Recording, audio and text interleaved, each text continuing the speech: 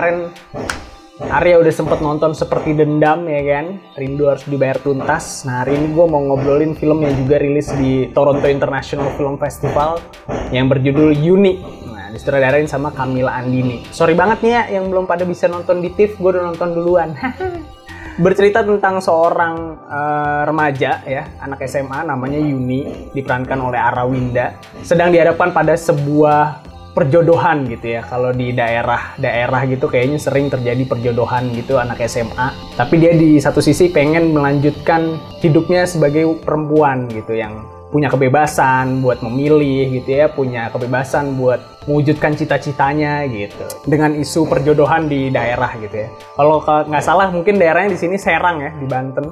Yang menarik dari Yuni ini menurut gue adalah premisnya sebenarnya sangat sederhana gitu ya. Dan coming of age, gue suka banget film coming of age. Di sini sederhana tentang gimana caranya Yuni untuk keluar dari masalah yang dihadapin itu gitu, tentang perjodohan itu gitu. Dia pengen banget ngelanjutin masa depannya gitu setelah SMA gitu kan. Udah sesimpel itu doang gitu. Dan isu-isu tentang perempuan di daerah yang masih belum punya kebebasan untuk menentukan setelah SMA aja dia mau ngapain gitu ya, atau pas saat SMA itu gitu bahkan gitu, yang tiba-tiba harus dijodohin, tiba-tiba harus menikah gitu dengan orang yang sepantarannya gitu ya. Nah di sini Yuni itu harus mengalami itu dan dia sebenarnya punya pemikiran yang lumayan progresif gitu tentang perempuan yang harus bebas, harus merdeka gitu. Camilla Andini bisa menggali isu ini lebih dalam lagi dan lebih matang lagi gitu dengan pembawaan yang sebenarnya sederhana gitu ya. Kayak film-film Camilla Andini gue suka karena filmnya sebenarnya sangat sederhana dituturkannya gitu. Dan di sini aktingnya oke banget gitu ya, oke banget gitu. Apalagi Arawinda ternyata punya potensi yang sangat besar gitu ya, dan akhirnya di sini dikeluarin gitu. Setelah gue nonton di Quarantine Tales, filmnya Aco ya, di sini dia bener-bener di push gitu sama Camilla Andini buat ngeluarin performanya gitu ya. Dan Arawinda menurut gue pilihan yang tepat. Dan pendukungnya juga kayak ada Marissa Anita nggak pernah gagal gitu dalam bawakan perannya. Menurut gue di sini juga keren banget jadi guru gitu kan. Terus ada Kevin Ardilova gitu ya. Emang kayaknya dia suka banget nih tahun ini main di film-film bagus. Ada Dimas Anggara, ada Neneng Wulandari bahkan stand up comedian gitu, main di Imperfect jadi anak kosan yang lucu. Di sini oke banget. Actingnya ternyata lebih bagus ya.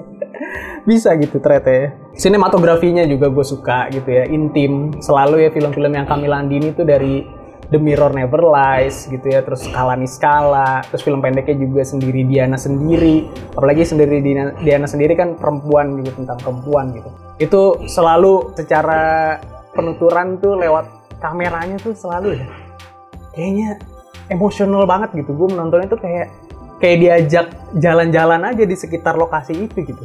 Di setiap ngikutin karakter Yuni gitu ya. Nggak pernah lepas, kayaknya di setiap frame ada tuh karakter Yuni gitu. Ngingetin gue sama film Mustang. Ada filmnya Dennis Gamza Erguven gitu ya. Mustang juga sama, ngomongin tentang perjodohan, tentang coming of age, tentang perempuan gitu ya, mencari kebebasannya gitu ya, mencari pilihan hidupnya. Di sini sama disampaikan di Yuni tuh secara sinematografi cantik banget gitu, kayak gambarnya tuh adem gitu. Dan ini nyambung ke production design-nya juga gitu ya. Menurut gue oke banget ya secara artistik gitu.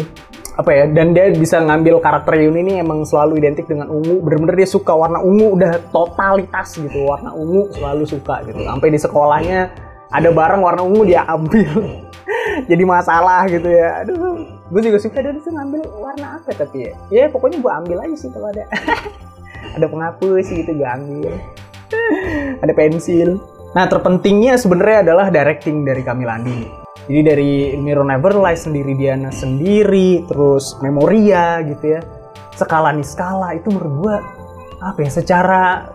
secara directing untuk pemain, gambar, suara, musik, dan artistik itu semua cantik banget. Emotional touch dari seorang Camilla Andini di sini tuh kayaknya gue ngerasa dia selalu mencurahkan aja gitu dalam setiap frame-nya gitu ya.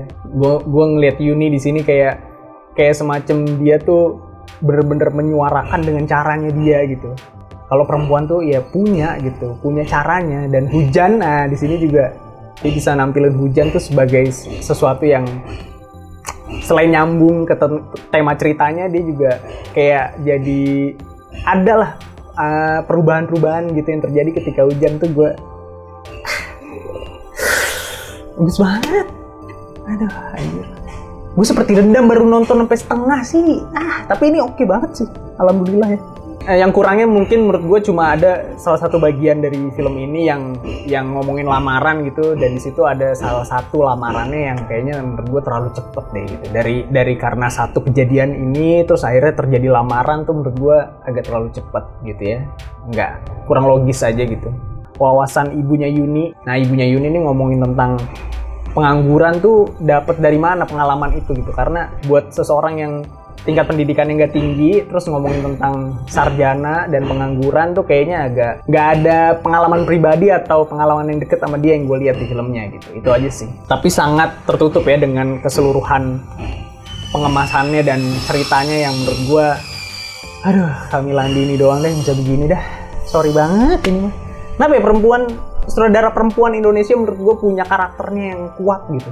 Camilla Andini salah satunya gitu ya. Maudy Surya, Gina Esnur tuh menurut gue kayak punya ciri khasnya aja gitu dalam cara dia menyampaikan filmnya, dan kayaknya emang totalitas aja gitu, nggak ada yang dipertaruhkan banget gitu kayaknya. Kayak udah, gue pengen bikin film gaya gue. Ya banyak ya sebenarnya yang menarik gitu, tapi nggak mau spoiler gitu ya.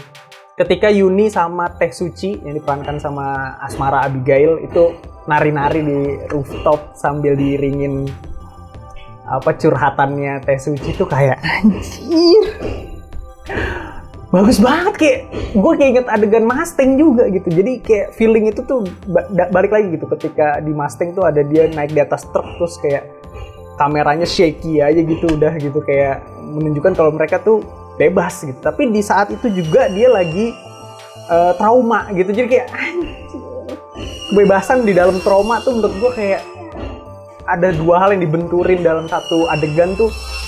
Wah gila nih, udah merinding gue tuh kan. Kuat banget menurut gue kayak. Ya itulah adegan menurut gue yang terbaik gitu ya. Dan Annabelle-nya di sini ya, kita masuk ke Annabelle analisis gembel.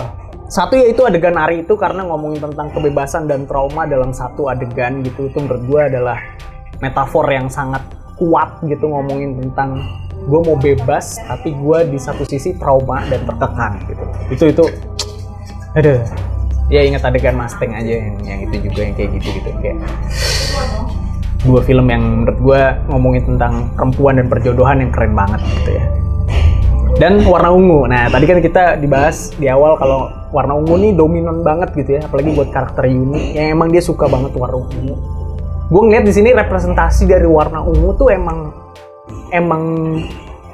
tepat gitu di filmnya, emang sengaja ditaruh pasti ya gitu ya sama Camilla Andini, dan itu tuh bisa ngegambarin tentang karakter Yuni yang sangat sensitif dan isunya juga yang sangat sensitif gitu ya. Ngomongin tentang warna ungu gitu kayaknya sensitif banget gitu, karakternya fragile banget, tapi di satu sisi dia punya pilihannya sendiri dan ada erotisnya gitu. Jadi kayak Warna Ungu nih kayaknya selalu identik sama sesuatu yang erotis gitu ya. Kalau nonton film tuh kayak Hustlers gitu ya, Florida Project gitu ya, kayak warna-warna ungu nih kayak punya punya hal yang sangat identik dengan erotisme gitu. Tapi di satu sisi itu juga menunjukkan kalau karakternya juga bijak gitu. Dia kayak punya pendirian yang kokoh aja gitu, walaupun di tengah-tengah tuh harus ada ya macem-macem lah gitu. Menurut gua Yuni ini dapat skor 8,5 ya, 8,5, karena menurut gua buat Camilla Andini ini dia sangat konsisten gitu ya untuk mengemas filmnya dan menyuarakan apa yang dia mau suarakan gitu. Dan di sini dia menyuarakan tentang hak perempuan gitu.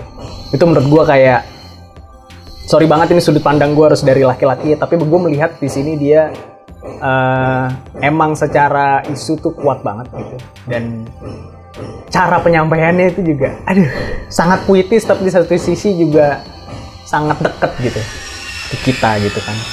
Ya itulah, untuk konsistensi Camilla Andini gue kasih 8,5. Tapi secara pribadi ini di hati kecil gue sebenarnya gue masih lebih suka Skala Niskala gitu. Kayak menurut gue, buat gue aja ini secara subjektif tuh kayak lebih kuat gitu ya.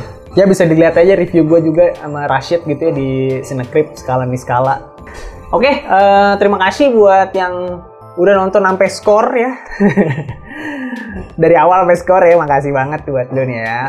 Ya, dan jangan lupa komen, kita diskusi, like, subscribe, dan kalau kamu suka dengan video ini, tolong di-share juga lah ya. Dan jangan lupa gabung di Discord kita bakal ngobrolin macam-macam soal film dan series di sana gitu ya, dari Cinecrip. Oke, dan jangan lupa nanti kalau udah tayang filmnya nih Juni, lu wajib banget nonton ya. Wajib banget nonton, apalagi di bioskop ya. Sama seperti Dendam juga kemarin, oke banget. Oke, sip. Sampai ketemu lagi di konten-konten berikutnya. Ciao!